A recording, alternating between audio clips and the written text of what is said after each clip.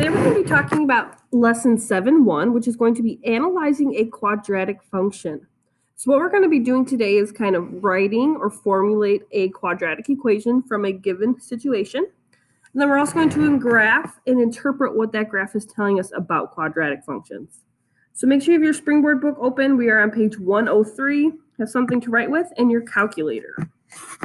So in this activity, it's all about making a fence. So we have this company, Fence Me In is a business that specializes in building fenced enclosures. One client has purchased 100 feet of fencing to enclose the largest possible rectangular area in her yard. Okay.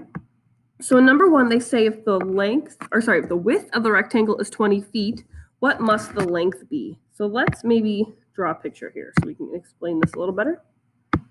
So if I put in a rectangle here. Okay, so what they said is the width of this rectangle they already said was 20 feet. So if we know anything about rectangles, if this left side is 20 feet, then the right side has to be the same measurement, right? Because in rectangles, your opposite sides are congruent. So if we think about this, that's 40 feet of fencing that we use for the widths. So how much do we have left over then for our lengths? Well, 100 minus 40 would give me 60 feet of fencing left over, making each side 30, right? So the length would have to be 30 feet. So next what they want us to do is to find the area of this enclosure. So if we remember, area is length times width. So if the length is 20 times the width that we just found was 30, that will give us an area of 600 feet squared. Okay, so we're going to use that and fill in this table here. So we already found 20, the length was 30, and it gave me an area of 600. Okay, so I gave you these widths to use. Okay, I tried to stick with numbers that were nice to work with. But again, if it helps you to kind of draw a rectangle and label it with the one side, then do that. So for example, for 5, if our width was 5, that means we've used 10 feet of fencing, right? So if we do that, we have 90 left over, making each side half of that, so 45 degrees. And then you just have to find the area there, which would be, if I multiply that, 225 feet squared. So that's what you're going to do. So use these widths, and again, if it helps, draw that picture and kind of label your sides, and that'll kind of let you know what's left over. But go ahead and fill in the rest of this table here. So take a second here and pause so you can fill out the rest of this table. Okay, so here are those areas filled in here. So if we use those to answer these questions on the bottom, 3 and 4, it says, what is the relationship between the length and the width of the rectangle if the perimeter has to be 100 feet? So let's look at our lengths and our widths. Do we notice anything that's happening between the lengths and the widths? Can you tell any relationship that they have? Well, hopefully you notice if we take our length and we add it to our width, every time, no matter what we pick for the width or the length, our sum was always 50. So like 1 plus 49, 5 plus 45, 10 plus 40. When I add those together, they were all 50 feet of fencing. So now let's make some predictions. So predict if it's possible for a rectangular with 100 feet to have each area. So let's look at, now C is from the other page. I just moved it over here instead of having to flip a page and come back. But this is on the second page at page 104. So I just moved it over here.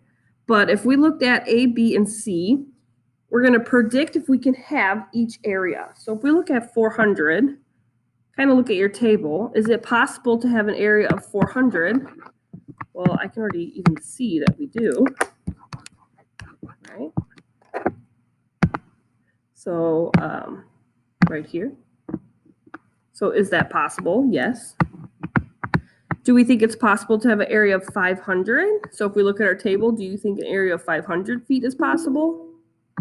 Well, again, I would say yes, because we have things in the 500s. Okay, we even have like 600, 625. So there has to be a way to get 500 feet. Then lastly, 700 feet. Can we predict if it's possible to get an area that's 700 feet? Well, if I'm looking at this The biggest one we have right now is 625.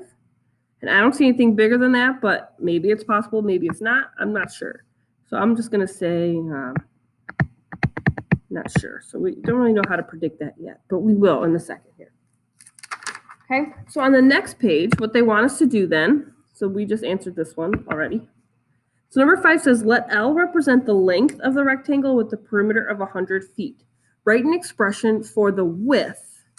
So really quick, let me just remind ourselves. On the other side, we had the length plus the width was equal to 50 every time. That was our relationship. So now if we have to write an equation for the width, we want this to be a W equals equation. So how would I solve this equation for W? Basically, I would just have to move that L to the other side, right? So I would take 50. If I move the L over, it becomes 50 minus L. So then in number 6, we have to write an expression for the area. So they want us to make a function A of L. So remember, area is length times width. So we have our length times our new width function. So I'm going to have you guys clean that up, kind of distribute that out. What would our area function be? Well, if I distribute the L through, I'm going to get 50L minus L squared. Right? So that is our function that represents the area of our perimeter in terms of the length. So given the length, I can find the area. Now again, this is for a relationship only for a perimeter of 100. So now what we're going to do is we're going to graph this on our coordinate plane here. Now if I were you, I would kind of have the other page open. You can use these values that we had here as your ordered pairs, right? So the graph is taking the length as the x-axis and the area as your y-axis. So these could be like your ordered pairs if you so choose to graph it that way. Or you can always graph it on a calculator or some kind of platform like Desmos. But I'm going to give you guys a second here and to graph this quadratic equation on this graph here. So take a second and do that now. Okay, if you graphed it, my graph looks like this. So you, again, could have used the points to graph it along that line. Okay, but as you see, we kind of get this curved kind of function here. And you can also use a graphing calculator. I think if I pull up Desmos really quick, you could do it on there.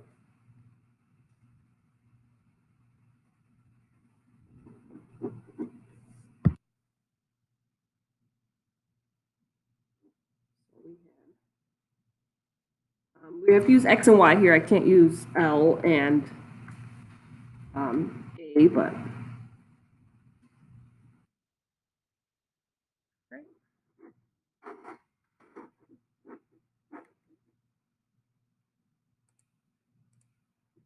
50x minus x squared.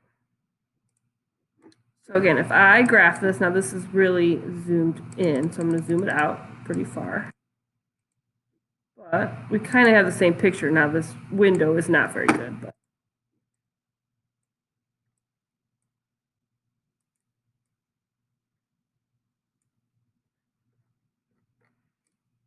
we still get that parabola shape. It's just not as spread out because it has this nice window here in our book, but that's okay.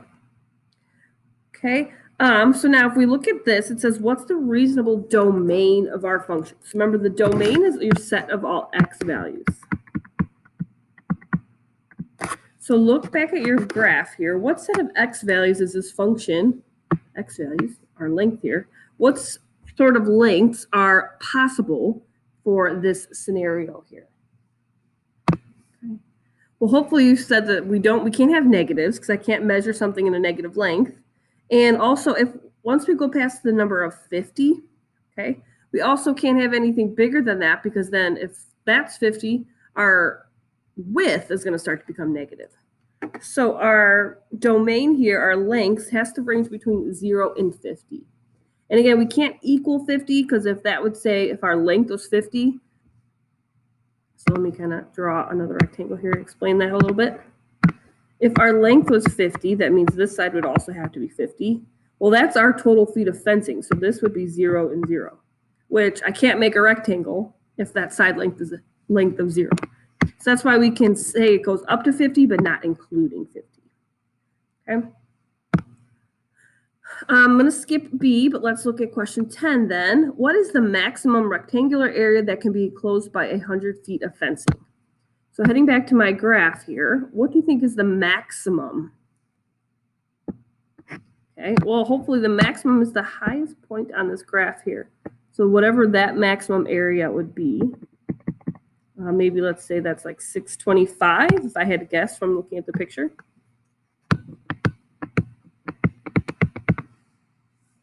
Okay. And then that can also give us our range, our set of all y values, because they would have to be bigger than 0. Again, not including 0, because then you're not going to have a rectangle if you have an area of 0. But the most our area could be is that maximum value, that high point on that parabola. Okay. So how did our answer for number 10, the maximum, help us find our range?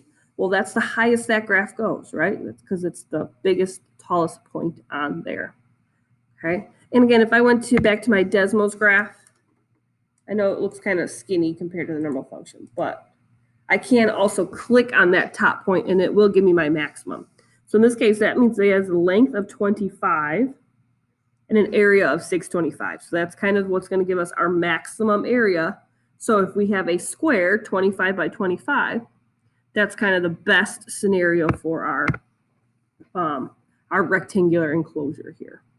So again, today all we're really doing is kind of making up our quadratic function, being able to graph it and interpret what that graph is telling us. Okay. So in the upcoming lessons in this whole unit, we're going to be doing a lot of solving with quadratics and graphing. So this is just kind of an intro lesson.